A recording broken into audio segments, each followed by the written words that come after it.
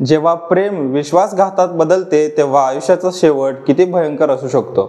मेरठमध्ये घडलेली ही घटना केवळ एका प्रेमकथेची दुर्दैवी समाप्ती नाही, तर एका कपटी कटाची थरारक गोष्ट आहे। सौरभ राजपूत आणि मुस्कान रस्तोगी यांची कहाणी प्रेम, संघर्ष, अविश्वास आणि क्रूरतेच्या अंधारात बुडालेली आहे। लग्नाच्या नात्याचा अर्थ, निष्ठा आणि विश्वास याला छेद देणाऱ्या या घटनेने संपूर्ण देश हादरला आहे। ही फक्त एक हत्या नव्हती, ही एका व्यक्तीच्या जीवनाचा, स्वप्नांचा आणि विश्वासांचा निर्दयी अंत होता।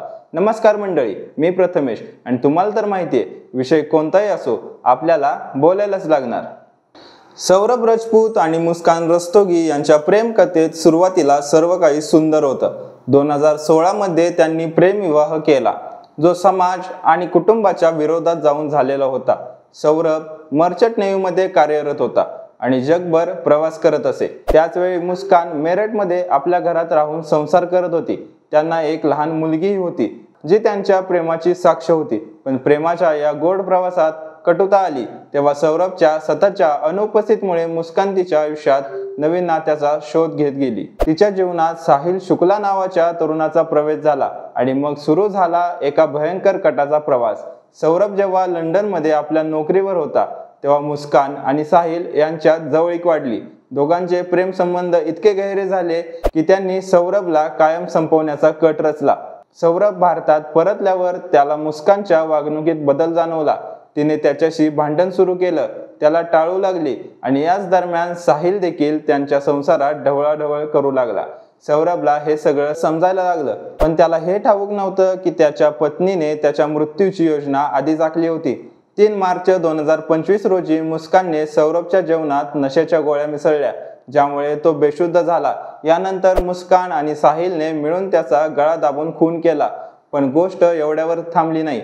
हत्या झाल्यावर दोघांनी मिळून सौरभच्या शरीराचे तुकडे केले। या तुकड्यांना एका मोठ्या प्लास्टिकच्या ड्रममध्ये ठेवले आणि त्यावर सिमेंट भरले, जेणेकरून कोणालाही संशय येऊ नये। ही क्रूरता इतकी अघोरी होती की पोलिसांनाही हे दृश्य पाहून धक्का बसला। हत्या केल्यानंतर मुस्कान आणि साहिल हिमाचल प्रदेशमधील शिमला येथे गेले, जिथे त्यांनी मंदिरात जाऊन एकमेकांना वरमाला घातली आणि नवरा बायकोसारखा हनीमून साजरा केला। मुस्कान सौरभच्या मोबाईलवरून त्याच्या मित्रांना आणि नातेवाईकांना मेसेज पाठवत होती, जेणेकरून कोणालाही संशय येऊ नये। ती इतकी निर्दयी झाली होती की तिला आपल्या पतीच्या हत्येचा कोणताही पश्चाताप नव्हता। सौरभच्या कुटुंबाला काही दिवसांनी त्याच्याशी संपर्क साधणे अशक्य झाले।